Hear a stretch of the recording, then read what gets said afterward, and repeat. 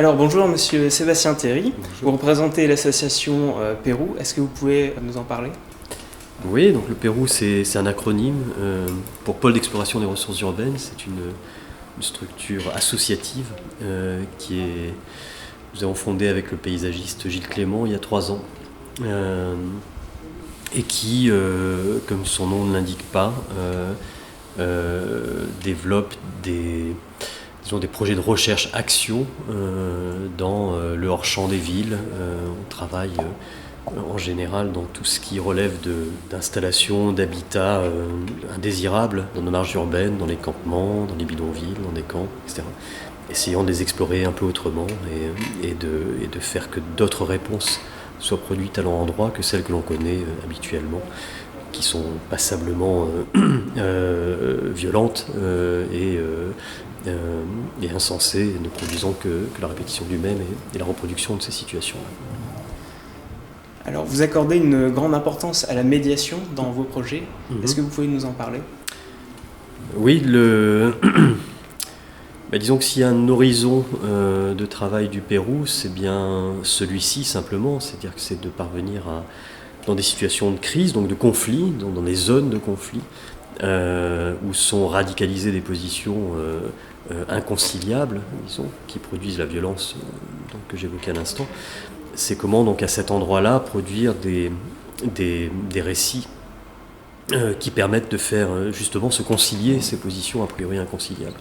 Comme un organe diplomatique se flanquerait sur un champ de bataille et aurait pour fonction de faire s'articuler les positions afin que la guerre s'éteigne et qu'une situation de paix advienne. Donc voilà, ça peut être défini comme un travail de médiation, qui mobilise des outils, notamment ceux des architectes, mais pas que. Le Pérou est composé d'urbanistes, d'architectes, d'artistes, de chercheurs en tout genre, qui, en situation, à partir d'une certaine attention portée à la situation et à son écosystème, produit des formes de récits qui visent à faire s'articuler ces acteurs qui composent l'écosystème afin que des réponses pacifiées adviennent de ces situations. Et comment se passe cette transmission justement de ces récits dont vous parlez?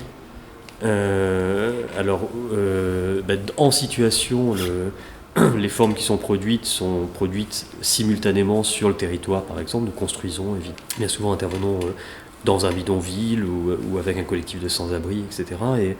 Et simultanément, c'est un peu la singularité du Pérou, c'est que toute forme construite sur un territoire est aussi une forme narrative produite sur la scène sociale, sur la scène politique, sur la scène médiatique. Et on essaie de mesurer les effets de déplacement, comment on construit un bâtiment dans un bidonville, et ceci conduit à ce que les acteurs publics, par exemple, soient déplacés dans la position qui est la leur face à cela. Donc ça, c'est un premier enjeu de transmission dans la scène, disons, auprès des acteurs de la dramaturgie. Et après, il y a un autre enjeu, c'est qu'on se positionne comme des chercheurs qui travaillons sur des situations spécifiques, essayons de produire d'autres réponses. Et la question, c'est comment un chercheur parvient à outiller des acteurs qui sont confrontés à des situations similaires. Et donc se pose la question de comment faire école à partir de ce que l'on entreprend ici. Comment transmettre à d'autres acteurs. Et ce travail-là, qui est un travail élémentaire pour tout chercheur, de publication, comment nous on l'assume et comment on est capable de transmettre à des acteurs publics, puisqu'on outille la collectivité, comment on est capable des outils permettant de répondre à ces situations qui se présentent sur leur territoire. Merci Sébastien Théry. Merci.